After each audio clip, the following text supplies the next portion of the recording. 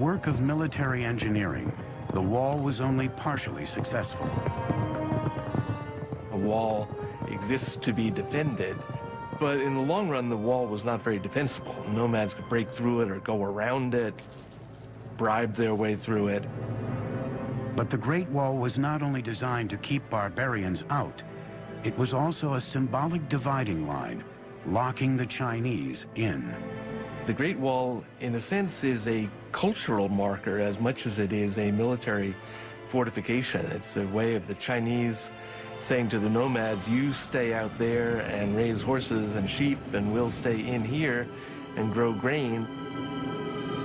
By 210 BC, the Great Wall had stretched over 3,000 miles, leaving an indelible mark on China's harsh terrain. But resentment was swelling into a rage against Shi Huangdi.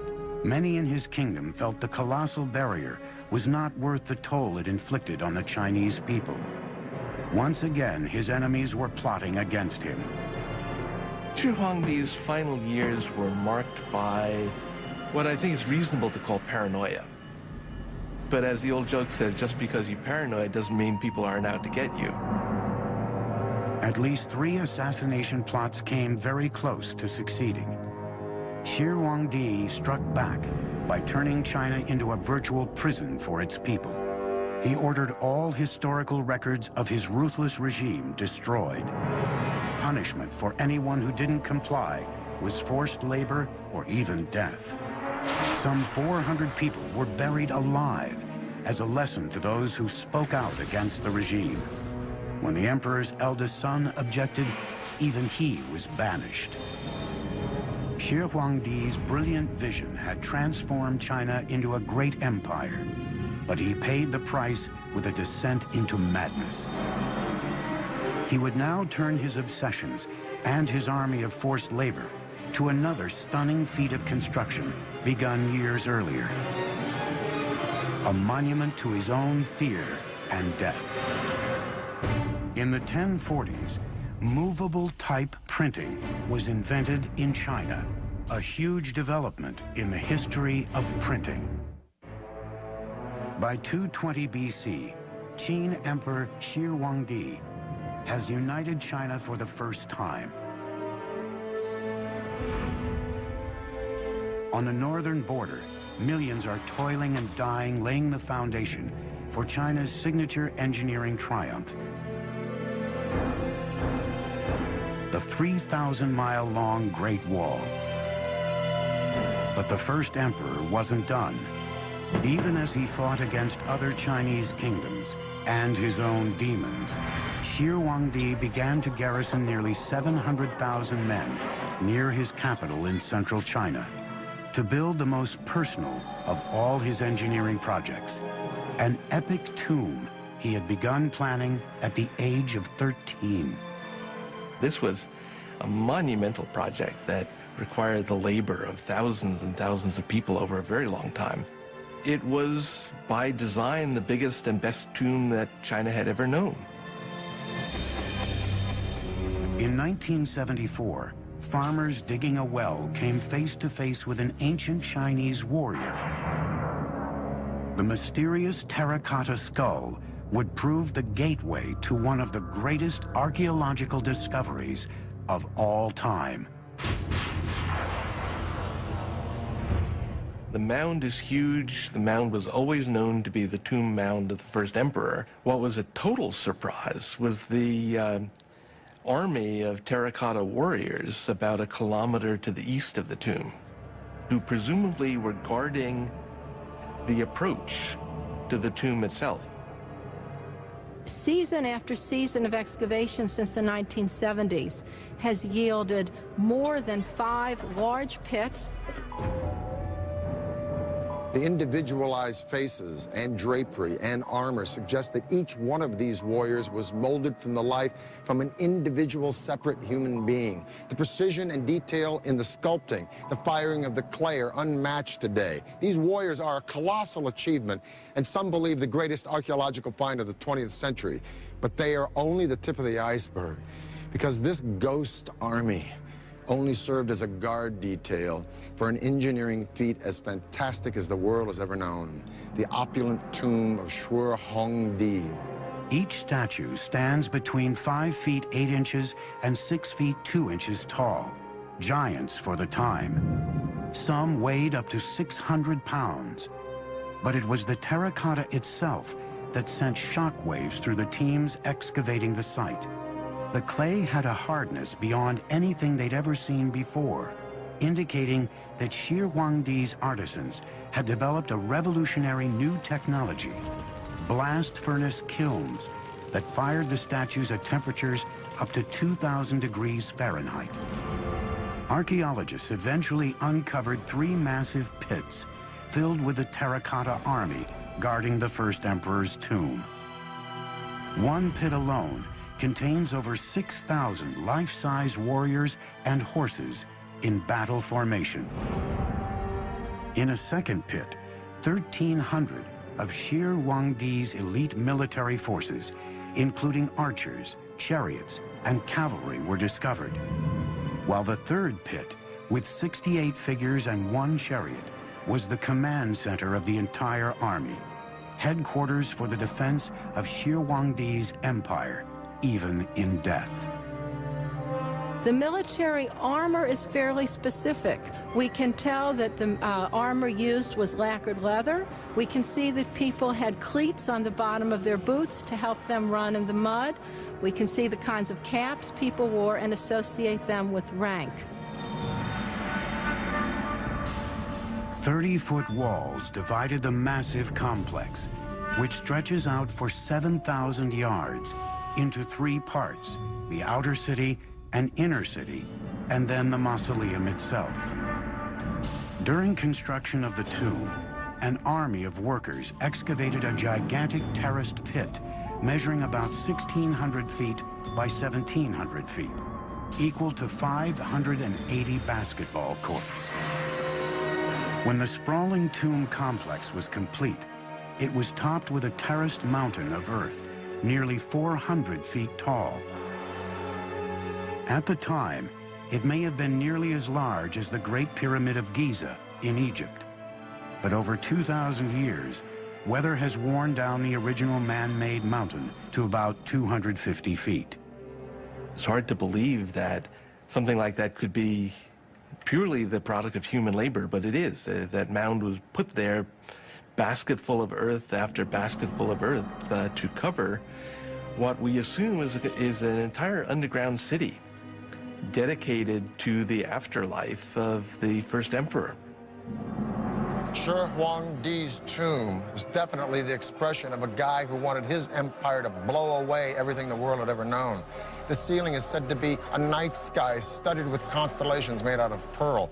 The floor, an entire recreation of his empire in miniature with pavilions and pagodas by a flowing river of mercury. The king himself laid out in gold and jade in a bronze coffin floating on a pool of mercury. Now, all this is pretty fantastic and mind-blowing, but is it true?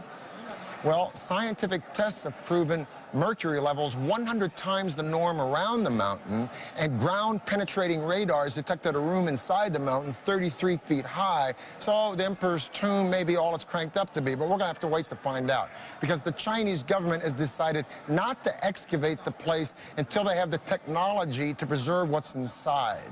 And even then, once they go in, it may be a very treacherous dig.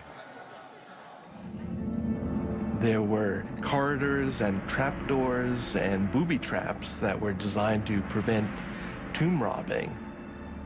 Now, we assume that those are no longer operable after a couple thousand years, but I'm sure whoever goes into that tomb first is going to step carefully.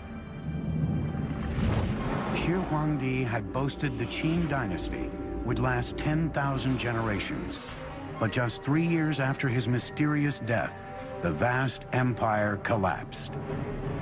The first emperor paid a steep price for his epic engineering projects. The Great Wall and magnificent tomb bankrupted the country and ultimately broke the backs of China's peasants. Pushed to their limits, the people revolted, and China was plunged into chaos. Shwe Hongdi is said to have died from ingesting mercury, which he believed to be an elixir of immortality. Shi Huangdi, the first emperor of a united China, is dead. Few mourn. Many have eagerly anticipated an end to the hated and ruthless Qing dynasty. A vicious power struggle ensued for control of the empire. In a word, it was chaotic. Very quickly, after the death of Shi Huangdi, things fell into civil war with various people vying for power. 206 BC, a new ruler comes to power determined to bring stability to China.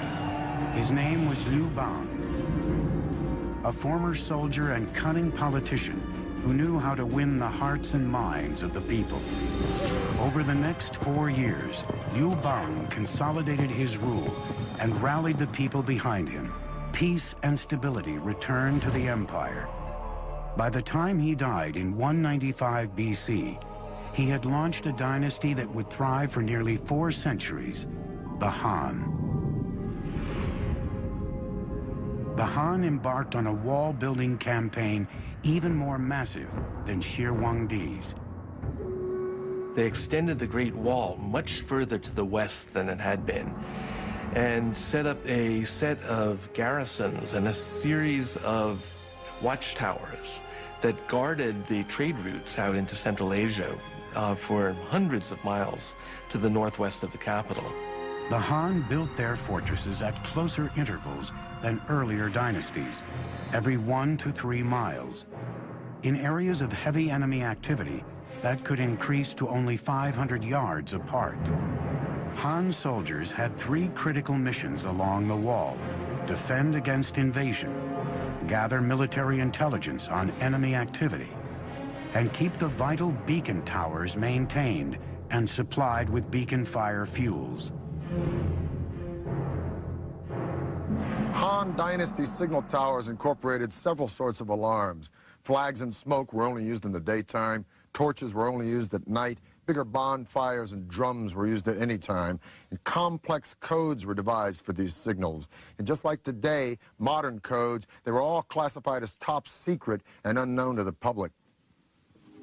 From around 200 BC to 200 AD, just about the time that Rome was dissolving as a republic, only to be reborn as an empire that would gobble up and transform the Western world, China was an empire that was consuming and transforming the East.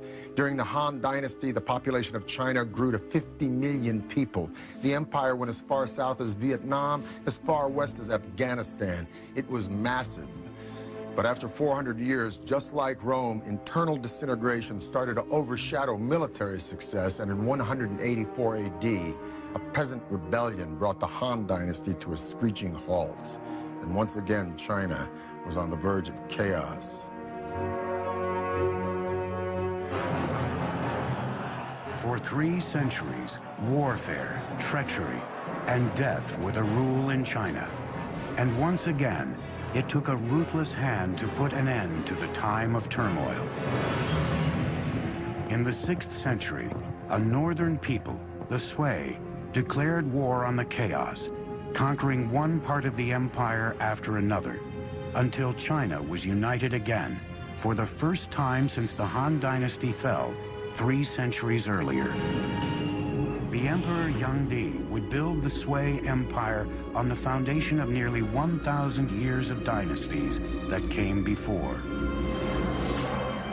Unlike previous emperors who had concentrated on fortifying China against the outside world, Yangtze would channel his energies inward and strengthen his empire within its borders. China is vast, and its waterways provided the most efficient means of transportation over such great distances. 2 major rivers traverse the country east to west, the Yangtze in the south and the Yellow River in the north, but they are 1,000 miles apart. China was a house divided. Yangtze decided to do something about that. He aimed to link northern and southern China by a gigantic central artery, a grand canal. a kind of